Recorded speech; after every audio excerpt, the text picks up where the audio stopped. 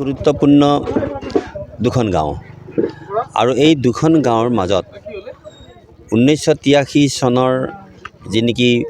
আমাৰ অসমৰ অস্তিত্ব ৰক্ষা আন্দোলনত এছাম দুষ্কৃতিকাৰীয়ে দলংখন জ্বলাই দিছিল আৰু সেই তেতিয়াৰ পৰা এই দলংখন কোনো চৰকাৰে মেৰামতি নকৰিলে আৰু যি ধৰণে এই দলংখন নিৰ্মাণ কৰিব লাগিছিল ইয়াৰ স্থানীয় মানুহৰ যিটো নেকি সাংঘাতিক এটা অচল অৱস্থাৰ সৃষ্টি হৈছিল এই দলংখনৰ কাৰণে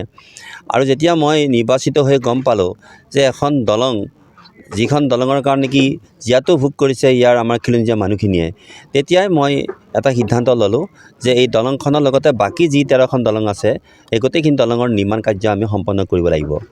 আৰু লোক নিৰ্মাণ বিভাগক ধন্যবাদ দিছোঁ মই মাননীয় মুখ্যমন্ত্ৰী মহোদয়ক যে এই 13খন দলঙৰ আটাইখিনি দলঙই তেখেতে কি কৰিলে তেখেতে মঞ্জুৰ কৰিলে আৰু কৰাই নহয় যে আজি পৰ্যায়ক্ৰমে সেই গোটেইকেইখন দলঙৰ নিৰ্মাণৰ কামো আমি ইতিমধ্যে আমি আৰম্ভ কৰিবৰ কাৰণে সাজু হৈছোঁ আৰু আন এখন দলং যিখন দলং নেকি আমি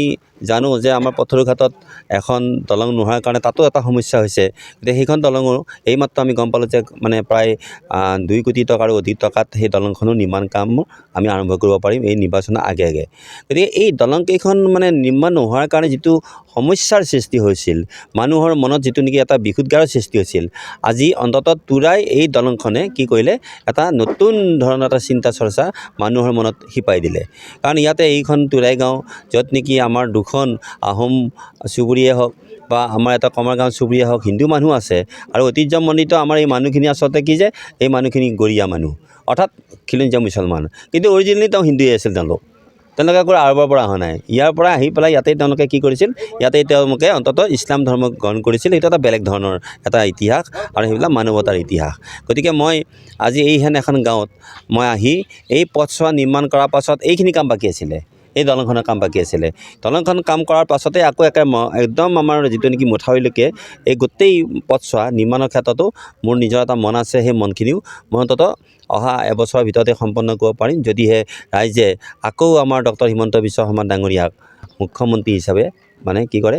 তেওঁলোকে প্ৰজেক্ট কৰে ধন্যবাদ বৰমপুৰ গাঁও পঞ্চায়তৰ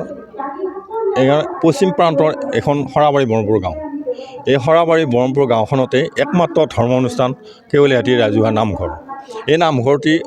1901 চনতে স্থাপিত হোৱা বুলি আমাৰ আগৰ পূৰ্বপুৰুষসকলে আমাক কৈ থৈ গৈছে অনুষ্ঠানখনৰ উন্নতিৰ কাৰণে আমি বহুত চেষ্টা কৰি আহিছিলোঁ কিন্তু বিভাগীয় ফালৰ পৰা আমি বহুত নিবেদন কৰিছিলোঁ যদিও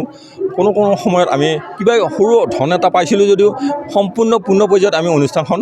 হেৰি কৰিব পৰা নাই পূৰ্ণ পৰ্যায়ৰ ৰূপত তুলিব পৰা নাই এইবেলি আমাৰ বিধায়কে যোৱা আগষ্ট মাহত আমাৰ ইয়ালৈ আহি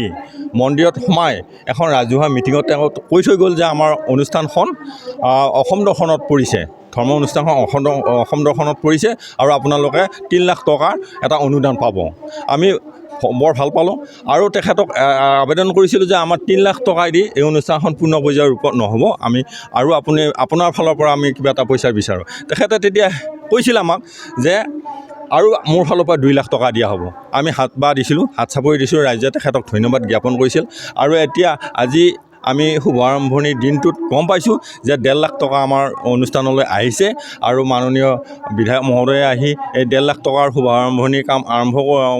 আজি আৰম্ভণি কৰিলে গতিকে তেখেতলৈ আমাৰ সহস্ৰ প্ৰণাম থাকিল ধন্যবাদ জ্ঞাপন কৰিলোঁ আমি অনুষ্ঠানখনৰ বাকী এই 1.5 লাখ টকা পৰৱৰ্তী সময়ত পাম বুলি আশা ৰাখিলোঁ আৰু অনুষ্ঠানখন যাতে পৰৱৰ্তী সময়ত জাকত জিলিকা হয় বা ধৰ্ম অনুষ্ঠানখন এখন সৰ্বধৰ্ম অনুষ্ঠান সকলো লোকে আহি উপাসনা কৰে ঈশ্বৰৰ নামত গতিকে আমি এই অনুষ্ঠানখনৰ উন্নতি কামনা কৰিছোঁ।